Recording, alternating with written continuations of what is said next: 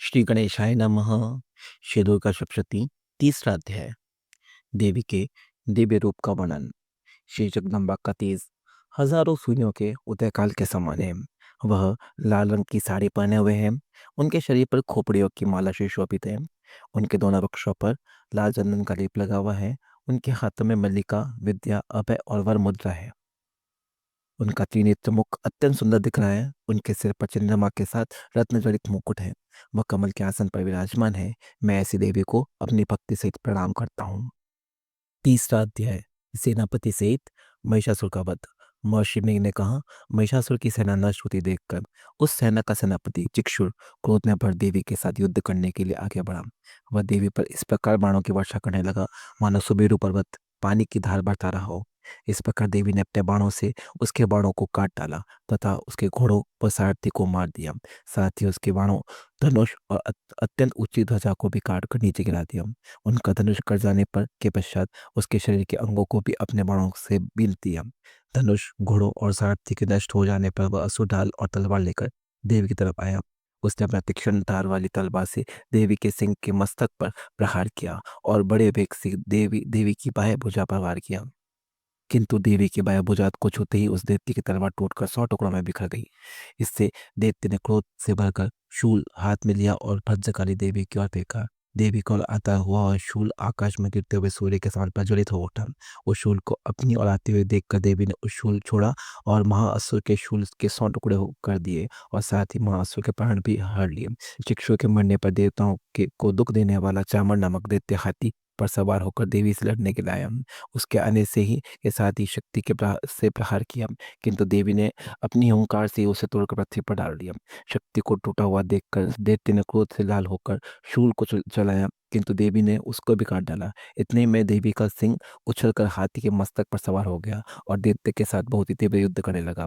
फिर वह दोनों लड़ते हुए हाथी से पृथ्वी पर आ गए और दोनों बड़े क्रोध से लड़ने लगे। फिर सिंह बड़े जोर से आकाश की ओर उछला और जब पृथ्वी की ओर आया तो उसने अपने पंजे से चामर का सिर धड़ से अलग कर दिया। क्रोध से भरी हुई देवी ने शीला और वृक्ष आदि की चोटों से उद्रक को भी मार दिया। कलाल के दांतों, मुक्कों और थप्पड़ों से चूर्ण कर डाला। क्रुद्ध हुई देवी ने गदा के प्रहार से अद्भुत दैत्य को मार गिराया। पिंडपात से वाष्पकार को बाणों से तांड और अंधक को मौत के घाट उतार दिया। तीनों नेत्र वाली परमेश्वर ने त्रिशूल से उग्रवीर और महाहनु नामक राक्षसों को मार गिराया। उसने अपनी तलवार से बिडाल नामक दैत्य का सिर काट डाला तथा अपने बाणों से दूधर और दुर्मुख राक्षसों को यमलोक पहुंचा दिया। इस प्रकार जब महिषासुर ने देखा कि देवी ने मेरी सेना को नष्ट कर दिया है तो वह भैंस के वैसे का रूप धारण कर देवी के गुणों को दुख करने देने के लिए आ गया। उन गुणों में कितने को उतने मुख्य प्रहार से, कितनों को खुरों से, कितनों को पूंछ से, कितनों को सींगों से, बहुतों को दौड़ने के वेग से, अन्य को सिंहनाद से, कितनों को चक्कर देकर और कितनों को श्वास वायु के झोंकों से पृथ्वी पर गिरा दिया।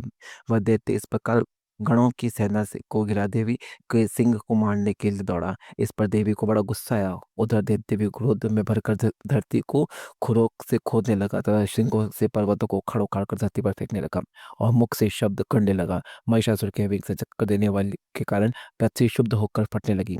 उसकी पूंछ से टक्कर टकराकर समुद्र चारों ओर फैलने लगा। हिलते हुए सिंगों के आघात से मेघ खंड खंड हो गए और श्वास से आकाश में उड़ते हुए पर्वत का फटने लगे। इस तरह क्रोध से में भरे हुए राक्षस को देख चंडिका को भी क्रोध आ गया। वह उसे मारने के लिए क्रोध से भर गई। देवी ने पांच फेंक कर दैत्य को बांध लिया और उसने बन जाने पर दैत्य का रूप त्याग दिया। वह सिंह का रूप बना लिया और जो ही देवी पर उसका सिर काटने के लिए तैयार हुई उसने पुरुष का रूप बना लिया जो कि हाथ में तलवार लिए हुए था। देवी ने तुरंत ही अपने बाणों के साथ उस पुरुष को उसकी तलवार ढाल से बीन डाला। इसके पश्चात वह हाथी के रूप में दिखाई देने लगा और अपनी लंबी लंबी सूंड देवी के सिंह को खींचने लगा और गर्जन लगा। देवी ने अपनी तलवार से उसकी सूंड काट डाली। तब राक्षस ने एक बार फिर भैंसों का रूप धारण कर लिया और पहले की तरह चर अचर जीवों सहित समस्त त्रिलोकी को व्याकुल करने लगा। इसके पश्चात क्रोध से भरी देवी बारंबार उत्तम मधु का पान करने लगी और लाल लाल नृत्य करके हंसने लगी। उधर बलबीर तथा मत से क्रुद्ध हुए दैत्य भी गरजने लगे। अपने सिंगों से देवी पर पर्वतों को फेंकने लगा। देवी अपने बाणों से उसके फेंके हुए पर्वतों को चूर्ण करती हुई बोली, ओ मूढ़, जब तक मैं मधुपान कर रही हूँ तब तू गरज ले और इसके पश्चात मेरे हाथों में से तेरी मृत्यु हो जाने पर देवता गरजेंगे। महर्षि मेघा ने कहा। यों कहकर देवी उछल कर उस दैत्य पर जा चढ़ी और उसको को अपने पैर में दबाकर शूल से उसके गले पर आघात कर दिया। देवी के पैर से दबने पर भी दैत्य अपने दूसरे रूप में अपने मुख से बाहर होने लगा। अभी वह आधा ही बाहर निकला था कि देवी ने अपने प्रभाव से उसे रोक दिया। जब वह आधा निकला निकला वही था कि दैत्य युद्ध करने लगे और लगा तो देवी ने अपने तलवार से उसका सिर काट दिया। इसके पश्चात सारी राक्षस सेना हाहाकार करती हुई वहां से भाग खड़ी हुई और सब देवता अत्यंत प्रसन्न हुए तथा ऋषियों महर्षियों सहित देवी की स्तुति करने लगे। कर्णवर्जन गान करने तथा अप्सराएं नृत्य करने लगी। इस प्रकार श्री मार्कंडेय पुराणे सार्वणिक मनवंतरे देवी महात्म्य महिषासुर वध नामक तृतीय अध्याय पूरा हुआ।